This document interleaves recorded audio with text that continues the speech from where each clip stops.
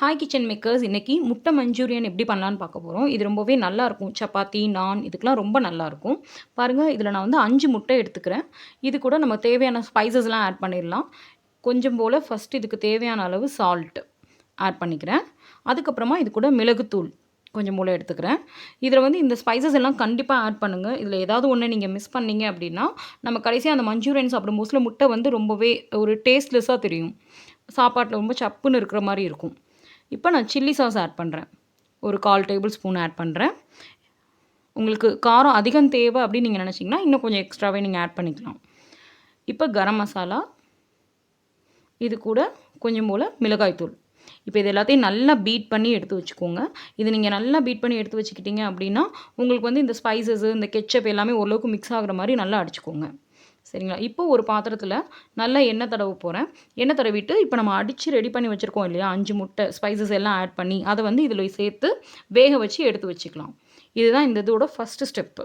நல்லா எண்ணெய் தடவிக்கோங்க. ஏன்னா நீங்கள் எண்ணெய் தடவுறது எங்கேயாவது விட்டு போச்சு அப்படின்னா உங்களால் அந்த முட்டையை அதுலேருந்து எடுக்க முடியாது ஈஸியாக. கொஞ்சம் கஷ்டமாக இருக்கும். ஸோ இப்போ இதில் அந்த முட்டையை சேர்த்துக்கலாம். இது எடுத்திருக்கேன்.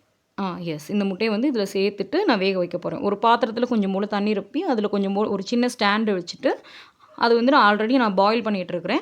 அதுக்குள்ளே இந்த முட்டையை சேர்த்து இந்த பாத்திரத்தை வச்சு ஒரு மூடி போட்டு மூடி வச்சிடலாம்.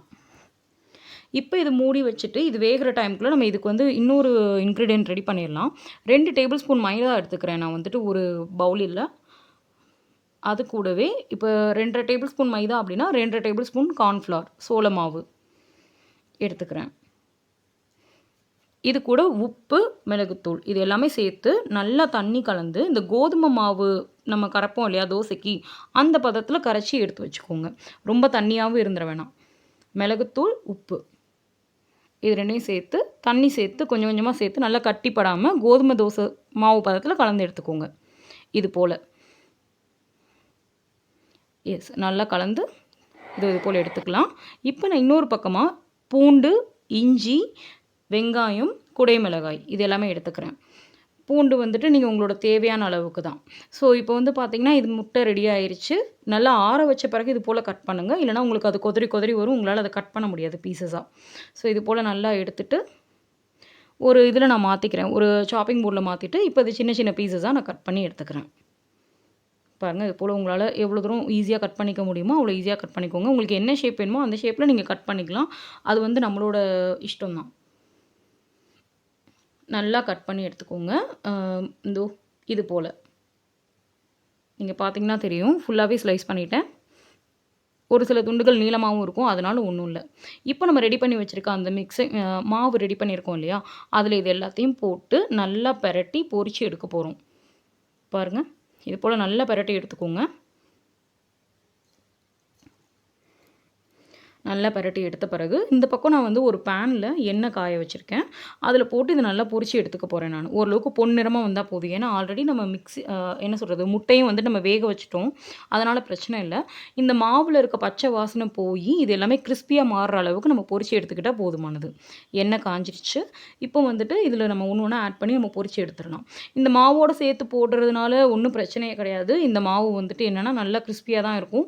உங்களோட மஞ்சூரியன் நல்லா கிறிஸ்பியாக இருக்கும். இதை பாருங்கள், இது போல் நல்ல கோல்டன் ப்ரௌன் கலரில் வந்த பிறகு எடுத்து தனியாக ஆற வச்சுருங்க. அவ்வளவுதான். ஸோ இது எல்லாத்தையும் பொரித்து எடுத்தாச்சு. எஸ், இங்கே பாருங்கள், இது போல் பொரித்து எடுத்து வச்சுக்கோங்க. இப்போ ஒரு பேனில் எண்ணெய் வச்சு நம்ம கட் பண்ணி வச்சுருக்கோம் இல்லையா, பூண்டு சின்ன சின்னதாக நறுக்கி வச்சுருக்கோம்ல, அதை முதல்ல போடுறோம். இதுக்கப்புறமா இது நல்லா வதங்கினதுக்கப்புறமா இதோட பச்சை ஸ்மெல் போனதுக்கப்புறமா இஞ்சி ஒரு துண்டளவு. நீங்கள் நல்லா பூண்டு சேர்த்துப்பீங்க, உங்களுக்கு ரொம்ப பிடிக்கும் அந்த ஃப்ளேவர் அப்படின்னா நீங்கள் கொஞ்சம் இன்னும் ஒரு டேபிள் ஸ்பூன் எக்ஸ்ட்ராவே சேர்த்துக்கலாம். இப்போது 1.5 பல்லாரி வெட்டி வச்சுருக்கேன் சின்ன சின்னதாக, அதை சேர்க்குறேன். இதே நல்லா வதக்கிக்கோங்க. கொஞ்சம் போல் உப்பு சேர்த்துக்கிறேன். ஸோ தட் எனக்கு வந்து வெங்காயம் வேகமாக வதங்கிடும். இப்போ மிளகுத்தூள் கொஞ்சம் போல் நல்லா வதக்கிக்கோங்க. வெங்காயம், இஞ்சி, பூண்டு நல்லா வதங்கணும்.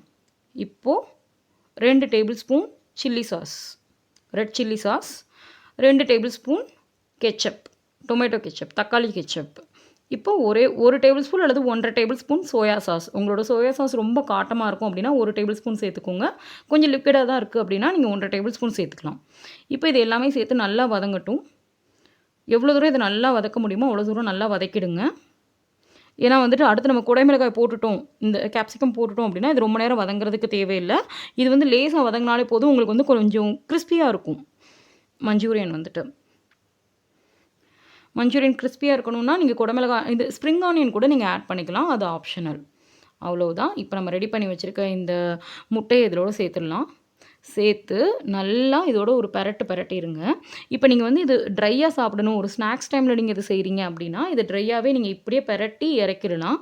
இல்லை நீங்கள் சப்பாத்தி இல்லை நான் இந்த மாதிரி எதுக்காவது சைடிஷாக நீங்கள் ரெடி பண்ணுறீங்க அப்படின்னா அதுக்கு உங்களுக்கு கிரேவி மாதிரி வேணும் இல்லையா? அதுக்கு என்ன பண்ணலாம்னா ஆல்ரெடி நான் சொல்லியிருக்கேன். கார்ன்ஃப்ளவர் மாவு இருக்கு இல்லையா? ஒரு 2 டேபிள் ஸ்பூன் கார்ன்ஃப்ளவர் மாவோட கொஞ்சம் போல் தண்ணி சேர்த்து நல்லா கட்டிப்படாமல் கரைச்சி இதில் ஊற்றி ஒரு பெரட்டினீங்கன்னா அது கிரேவி மாதிரி மாறிடும். இது போல் ஊற்றி ஒரு 5 to 7 மினிட்ஸ் குக் பண்ணிடுங்க. அப்போ தான் அந்த ரா ஸ்மெல் போகும். இப்போ என்னோடய எக் மஞ்சூரியன் ரெடி. ரொம்பவே சூப்பராக ரெடி ஆகிருக்கு. ஸோ இது சப்பாத்தி கூட சர்வ் பண்ணலாம். உங்களுக்கு இந்த வீடியோ பிடிச்சிருந்ததுன்னா என்னோடய வீடியோவை லைக் பண்ணுங்கள். என்னோடய சேனல் கிச்சன் மேக்கர் இதை மறக்காமல் சப்ஸ்கிரைப் பண்ணுங்கள். நிறையா அப்டேட்ஸ்க்கு என்னோடய பெல் ஐக்கானையும் கிளிக் பண்ணுங்கள். தேங்க்யூ.